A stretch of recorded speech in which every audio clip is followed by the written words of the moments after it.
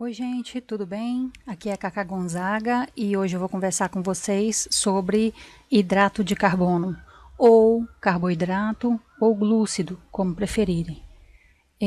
Na verdade, esse vídeo é uma introdução para o metabolismo de hidrato de carbono, que será o próximo vídeo, ok? Porém, para eu falar sobre metabolismo, eu preciso primeiro, obviamente, estudar toda essa parte de hidrato de carbono. Preciso conhecer esse composto, né? Então vamos lá. Hidrato de carbono, ou carboidrato, ou um glúcido, como você preferir. Se você vai falar dele quimicamente, o que você pode falar? Você pode falar, por exemplo, que o hidrato de carbono é um macronutriente, ok? Então, ele é um macronutriente. E o que é um macronutriente? Ele vai ser um composto químico encontrado em grande quantidade, em grande proporção, nos alimentos, certo? Você pode dizer também que o hidrato de carbono, ele é um composto formado por carbono, hidrogênio e oxigênio. Ou seja, se você falar que quimicamente ele é um macronutriente e ele é um composto formado por carbono, hidrogênio e oxigênio, você já falou bem sobre hidrato de carbono, ok? Funcionalmente, o que nós podemos dizer a respeito do carboidrato? Funcionalmente, ele vai ser o mais importante. O mais importante. Por que ele vai ser o mais importante? E vai ser também o mais abundante. Vai ser porque ele vai ser o meu combustível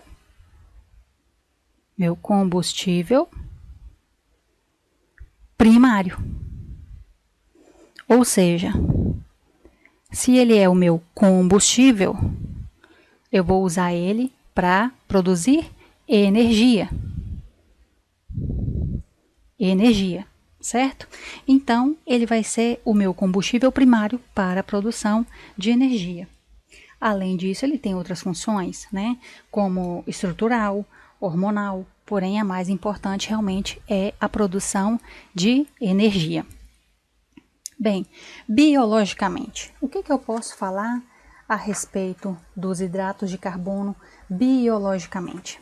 Bem, para os animais, o combustível primário, quando eu falo de hidrato de carbono, eu estou falando de glicose ou glucosa, né? No caso aqui na UNR nós utilizamos glucosa.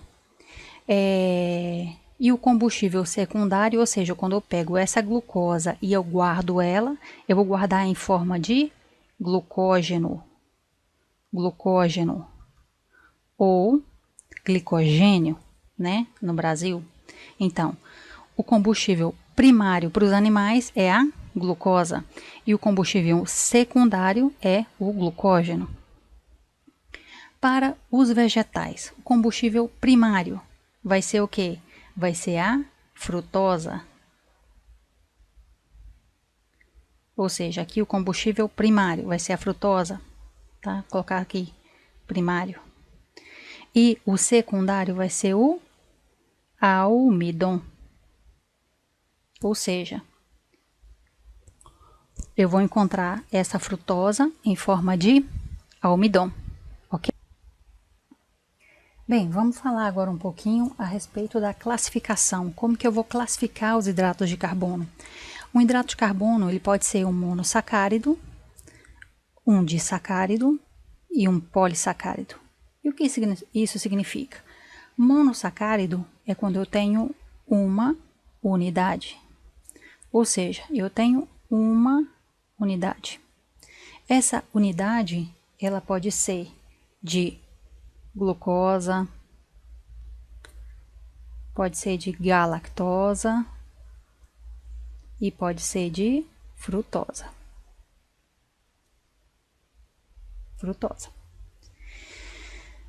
Um disacárido é quando eu tenho duas unidades ligadas por enlaces glucosídicos, né? Então, eu posso ter, por exemplo, aqui uma glucosa e aqui eu posso ter uma outra glucosa. Então, se eu tenho glucosa com glucosa, eu vou ter como resultado, como disacárido, o nome disso vai ser maltosa. Se eu tenho uma glucosa com uma galactosa, o nome desse disacárido será lactosa. Se eu tenho uma glucosa e uma frutosa, o nome desse disacárido será sacarosa.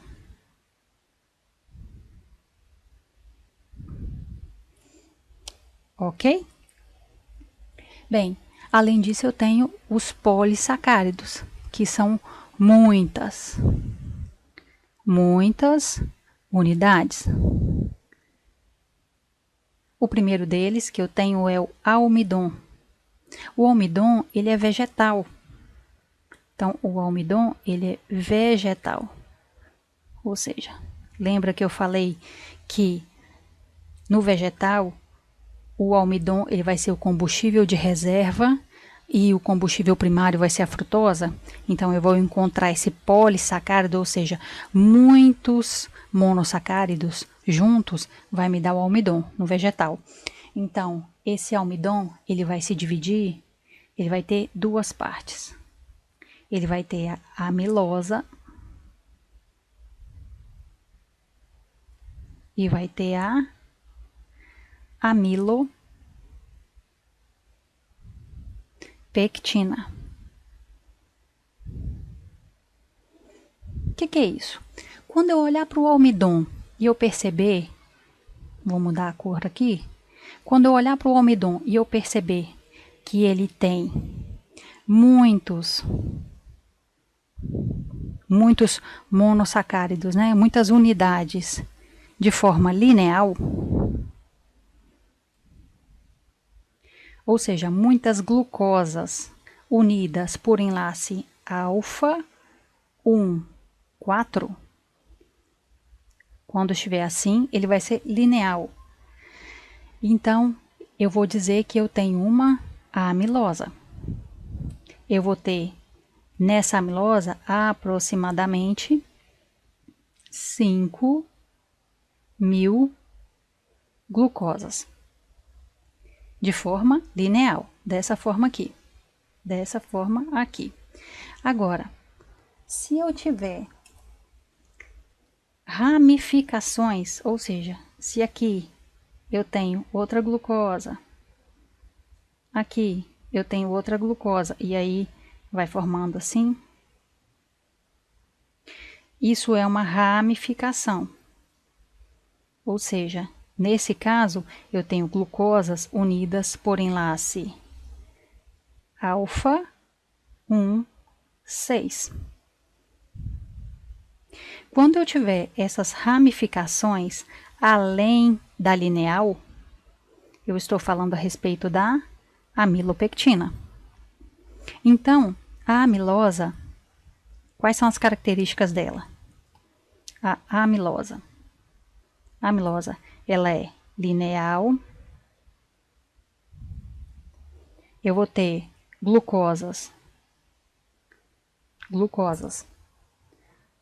unidas por enlaces alfa 1, 4. E eu vou ter aproximadamente 5.000 glucosas.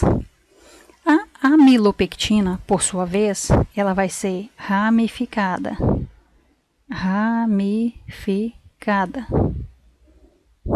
Como o desenho em laranja que eu fiz aqui. Ela vai ser ramificada.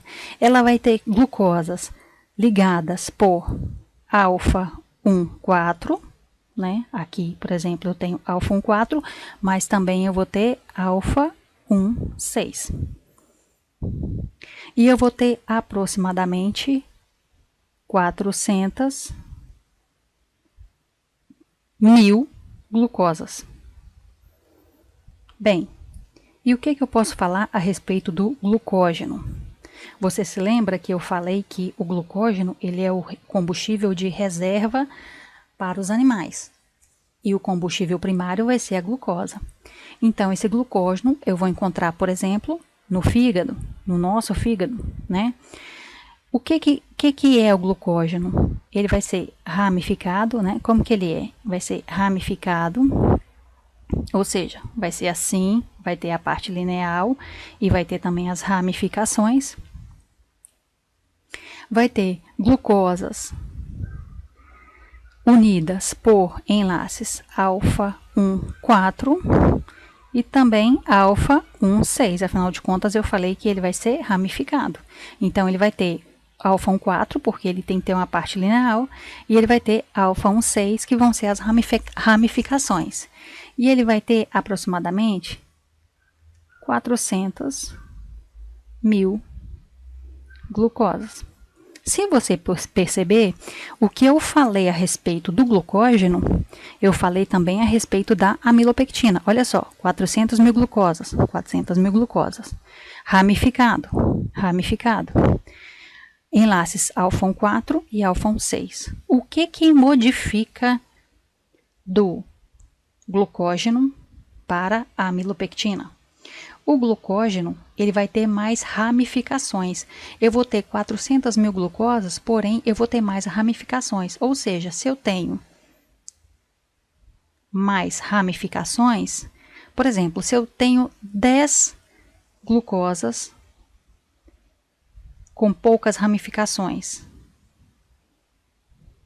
vamos supor, 4, 5, 6, 7, 8, 9, 10. Se eu tenho pouca ramificação, essas 10 glucosas vão ficar assim. Agora, se eu tenho muita ramificação, vamos imaginar que vai ficar assim.